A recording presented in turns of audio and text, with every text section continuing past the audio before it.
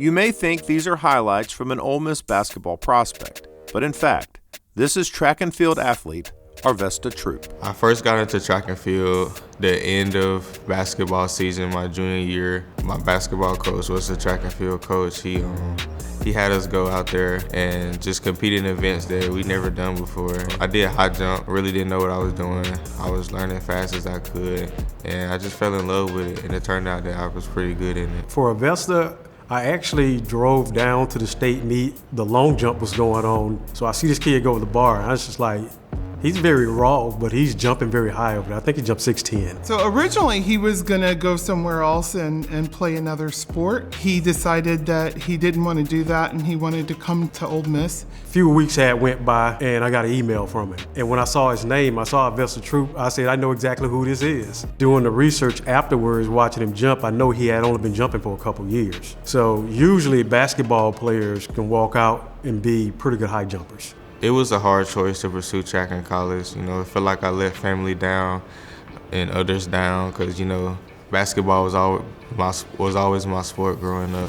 But to pick a sport that was such new to me, it was like, it had people wondering, like, is that the right decision or how's it going to play out? But in my mind, I seen that, like, you know, I got God on my side. No matter what, it's going to all turn out okay. Troupe's risk paid off as he continued growing and developing his skills as a high jumper throughout his freshman and sophomore seasons. There had been a very large change in what he looked like coming in his freshman year to what he is now. So most people won't see it, they'll just see the polished product, but they don't see the rawness of him his freshman year. Just watching his growth just as he's been here, I think he's blossomed as a person and matured a lot. You can tell it not only physically, but like mentally and emotionally.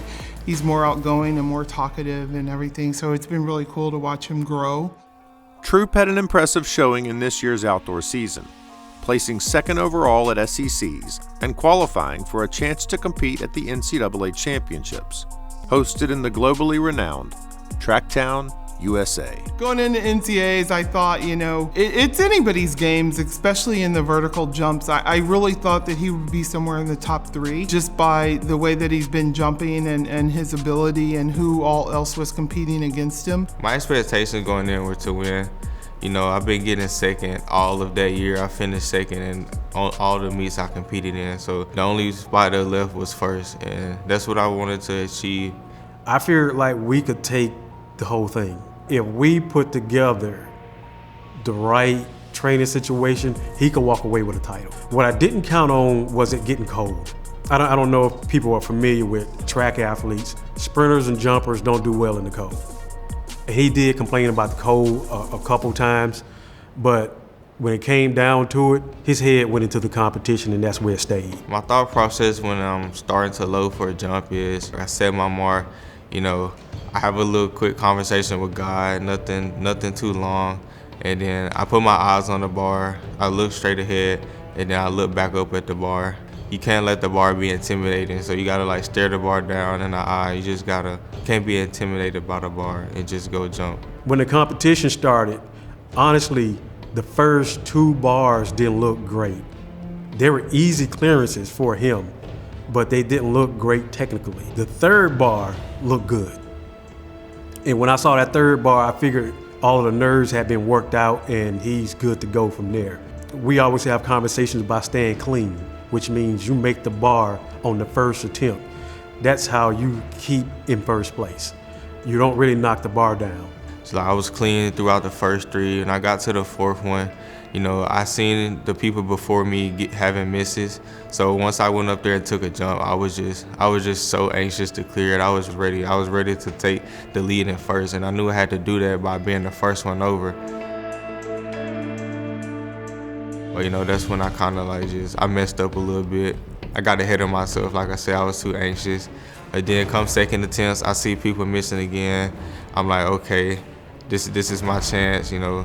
I started looking around the Hayward field. I was like, this is an opportunity to let the crowd see something. You know, I'll take the lead. You know, they had a cheering going on, and that's when I really was just like, all right, I'm here. I'm winning this next bar. I'm not missing.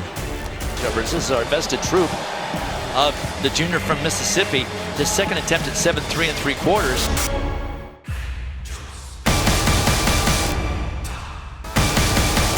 And with that, he wins the competition outright. Nobody else was able to match that height. So Troupe, by himself, decides to move the bar up to 7.5 1/4, if for no other reason than to just completely embarrass the field, which he did. He wins it at 7.5 1/4 and second and third place for 7.2 1/2. That's a blowout. It's a proud moment to see him clear not just a winning bar, but to take it up and just go out and just blast. I'm talking first attempt, a brand new PR. That was a very proud moment. With his first place finish, Arvesta brought home Ole Miss's first NCAA high jump title in school history. And nothing could be sweeter for this Mississippi kid. Having Arvesta being from Mississippi and representing it, I think it says a lot, for our recruitment. I think that it says a lot for the younger kids in Mississippi. Whether he knows it or not, and Coach Scott says it to him all the time, is that you will become the face of our jumps program, and I think, he'll become the face for a lot of Mississippi kids. Feels good, especially being able to be the first high jumper in history here at Ole Miss to win the national championship. It feels good to have my name down, especially down something that's been done before anybody else. Arvesta's first place finish also helped to tie the all-time best men's team finish at an outdoor championship. We took 14 guys and competed against some schools that maybe have like 25, 30 guys. And so it's always cool when you can go in and you can be competitive at a national championship and not necessarily have to have a big roster to do it. It feels good being able to contribute to like the points total.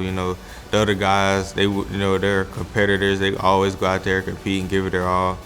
Tara, he's an amazing athlete. He always shows up no matter how big or small the meet is.